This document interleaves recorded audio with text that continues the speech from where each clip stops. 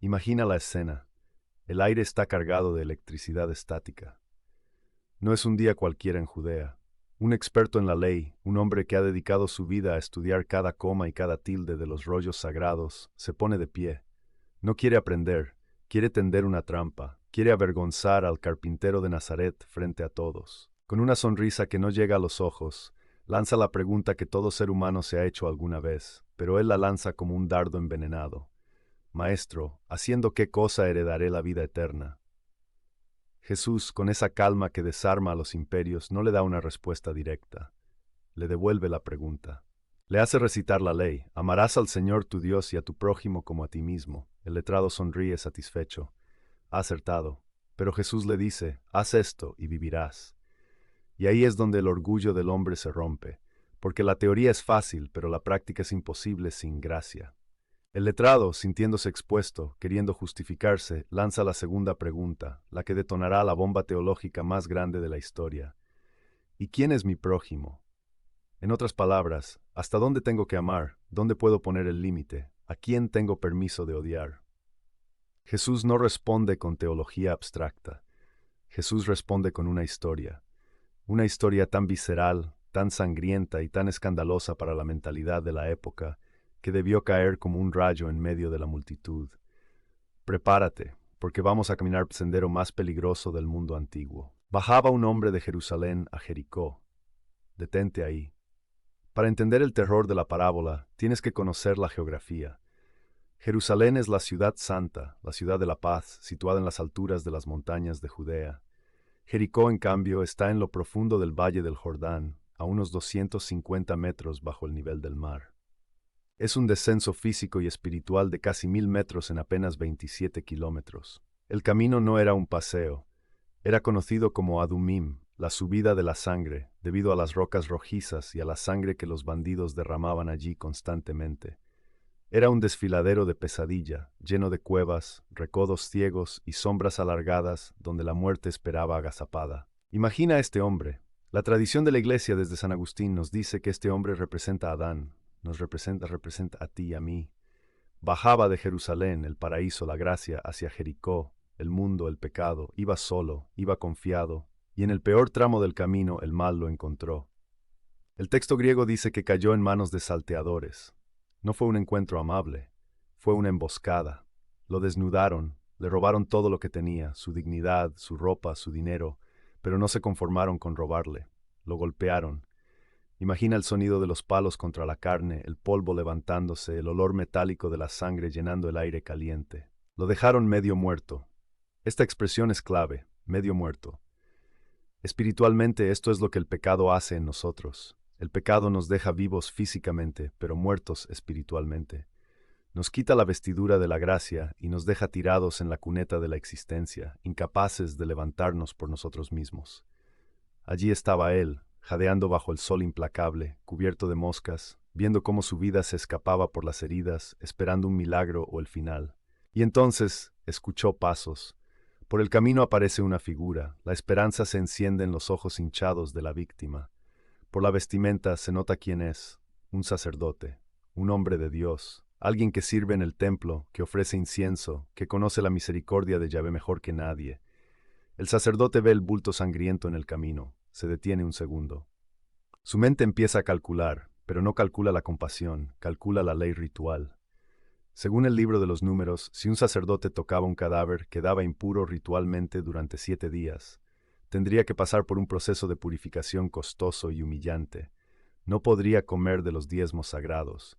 ¿Y si está muerto?, piensa el sacerdote. ¿Y si al tocarlo me contamino?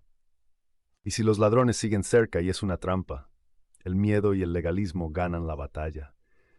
El sacerdote, el representante de la religión oficial, hace algo terrible. Viéndole, pasó de largo, se fue por el otro lado del camino. Aceleró el paso, justificándose a sí mismo.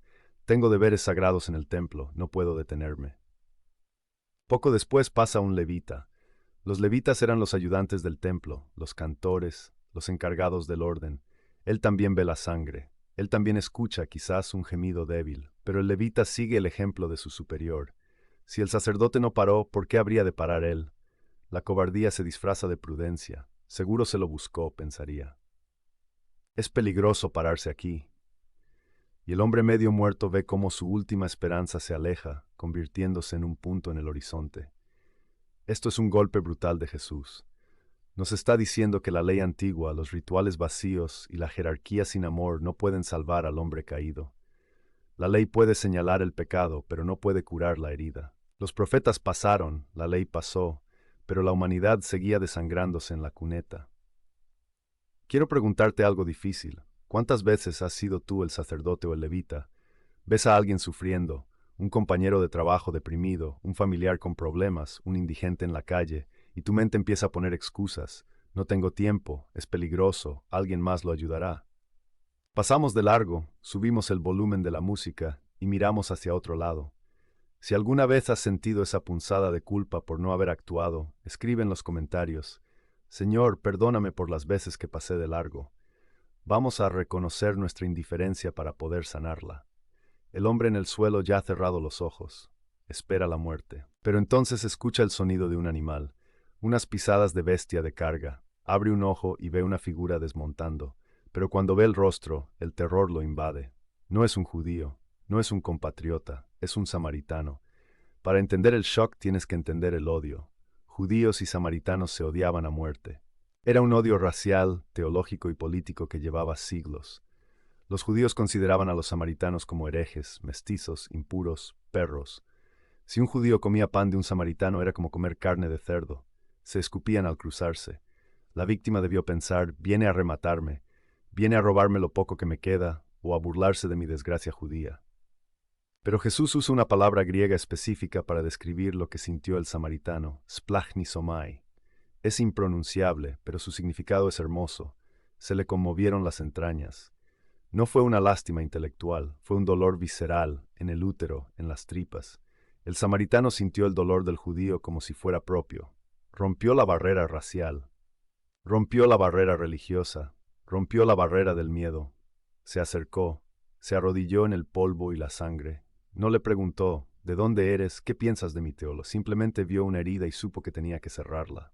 Y aquí empieza la liturgia del amor. Saca dos elementos, aceite y vino. En la antigüedad, el vino se usaba como antiséptico para desinfectar, aunque ardía, y el aceite se usaba para suavizar y calmar el dolor. Pero los padres de la Iglesia ven aquí algo más profundo. El vino es la sangre de Cristo, la Eucaristía que limpia y purifica. El aceite es el Espíritu Santo, la unción de los enfermos, el consuelo que suaviza. El samaritano está administrando los sacramentos en medio de la carretera. Venda las heridas, rasga quizás su propia ropa para hacer vendajes, se mancha las manos con la sangre de su enemigo. En ese momento ya no hay judío ni samaritano, solo hay un Salvador y un salvado. El rescate no termina ahí. Muchos buenos samaritanos modernos llaman a la ambulancia y se van. Este hombre no. Carga al herido sobre su propia cabalgadura. Esto significa que el samaritano tuvo que caminar. Se convirtió en siervo cediendo su lugar al herido. Caminaron juntos bajo el sol, lento, dolorosamente, hasta llegar a una posada. La posada, ¿qué es la posada en esta exégesis mística? Es la iglesia. El samaritano, Cristo, trae al hombre herido, Adán, a la posada, la iglesia, para que sea cuidado hasta su regreso. El samaritano pasa la noche cuidándolo. Imagina esa noche. El enemigo cuidando al enemigo, dándole agua, limpiándole el sudor, vigilando su fiebre. Al día siguiente tiene que partir. Pero no abandona al hombre. Saca 2 denarios. 2 denarios era el salario de 2 días de un trabajador. Era suficiente para pagar alojamiento y comida por varias semanas. Se los da al posadero y le dice una frase que es un cheque en blanco de amor: cuídamele, y todo lo que gastes de más, yo te lo pagaré cuando regrese. El samaritano promete volver. ¿Te suena familiar? Cristo ha ascendido al cielo, pero nos ha dejado en la posada de la iglesia. Nos ha dejado los 2 denarios, los mandamientos del amor o el Antiguo y Nuevo Testamento, y ha prometido volver en su segunda venida para recompensar a quienes hayan cuidado de los heridos. Jesús nos está diciendo que Él es el buen samaritano. Nosotros somos los que estábamos tirados. Él vino a nuestro mundo hostil, se hizo extranjero, fue despreciado y rechazado, pero se acercó a nosotros cuando la ley no podía salvarnos, curó nuestras heridas con sus sacramentos y nos pagó la deuda con su propia vida. A veces nos creemos el héroe de la historia. Nos gusta pensar que somos el samaritano.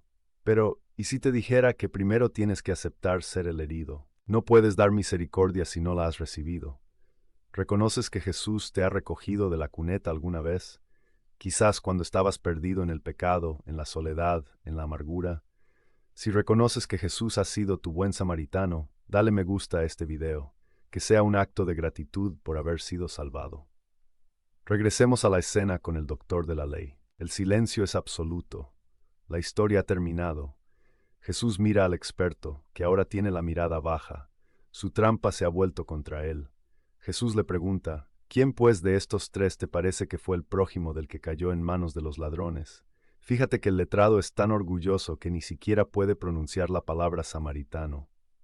No puede decir el nombre de la raza odiada. Simplemente responde, el que usó de misericordia con él. Incluso en su arrogancia, tiene que admitir la verdad. La misericordia es la única credencial válida en el reino de Dios. No importa tu linaje, tu ropa, tu título o tu conocimiento teológico. Si no tienes amor, no eres nada. Jesús entonces le da la orden final. No es una sugerencia.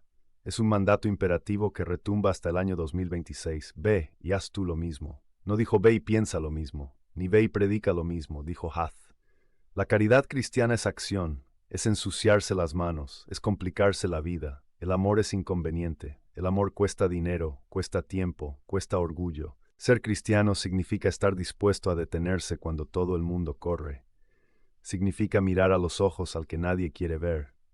Significa gastar tus propios denarios por alguien que quizás nunca te lo agradezca. Pero el bucle abierto de esta parábola es que la historia no termina con el samaritano yéndose. La historia continúa en la posada. Tú eres el posadero ahora. Dios te ha traído a personas heridas a tu vida, tus hijos, tu cónyuge, tus vecinos difíciles. Te ha dado los recursos, los denarios, y te ha dicho, cuídamelos hasta que yo vuelva. ¿Cómo vas a entregar las cuentas cuando el samaritano regrese en gloria? ¿Encontrarás las heridas curadas o infectadas por tu indiferencia? Hermanos, el mundo es el camino a Jericó. Está lleno de víctimas. Víctimas de la soledad, del aborto, de la pobreza, de la ideología, de la desesperanza. No podemos ser sacerdotes y levitas que pasan de largo refugiándose en una religiosidad de cumplimiento. El verdadero culto que agrada a Dios es la compasión. Jesús se hizo samaritano para que nosotros pudiéramos ser hermanos. Él rompió el muro de odio en la cruz. Cuando ayudas a alguien, no estás haciendo filantropía. Estás tocando la carne de Cristo. Lo que hicisteis a uno de estos mis hermanos más pequeños, a mí me lo hicisteis. El rostro del hombre medio muerto en el camino tiene los rasgos de Jesús, y el rostro del que se detiene a ayudar empieza a parecerse poco a poco al rostro de Dios. No tengas miedo de contaminarte con el dolor ajeno. Ten miedo de volverte insensible. La insensibilidad es la lepra del alma. La compasión es la salud del corazón. Hoy tienes una oportunidad. Al salir de este video, al apagar la pantalla, te vas a encontrar con alguien. Puede ser en tu cocina, en el autobús o en la oficina. Alguien que necesita un poco de aceite, suelo y vino. No pases de largo. Detente. Porque en ese encuentro te juegas la vida eterna. Quiero invitarte a un reto concreto. Esta semana haz un acto de buen samaritano con alguien que te caiga mal, con alguien que consideres tu enemigo o simplemente a alguien indiferente. Un mensaje, una ayuda, una oración. Rompe la barrera del rechazo. Si aceptas el reto de amar sin límites, comenta abajo, Jesús, enséñame a detenerme. Declara que tus ojos estarán abiertos para ver a los heridos del camino. La iglesia es la posada de la misericordia. No permitas que se convierta en un club de perfectos. Que tu corazón sea una posada donde todos encuentren descanso. Recuerda, el samaritano volverá y pagará todo lo que hayas gastado de más. Ningún acto de amor, por pequeño que sea, quedará sin recompensa en la eternidad. Tu misión hoy es compartir este mensaje. Vivimos en un mundo dividido por el odio, el racismo y la indiferencia. Esta parábola es el antídoto. Comparte este video con alguien que necesite recordar que el amor es más fuerte que cualquier barrera. Terminemos con una oración para pedir entrañas de misericordia. Señor Jesús, buen samaritano de mi alma, gracias por recogerme cuando estaba medio muerto por el pecado. Gracias por curarme con tus sacramentos y llevarme a la posada de tu iglesia. Perdóname por todas las veces que pasé de largo ante el dolor ajeno. Dame tus ojos para ver la miseria y tus manos para curarla.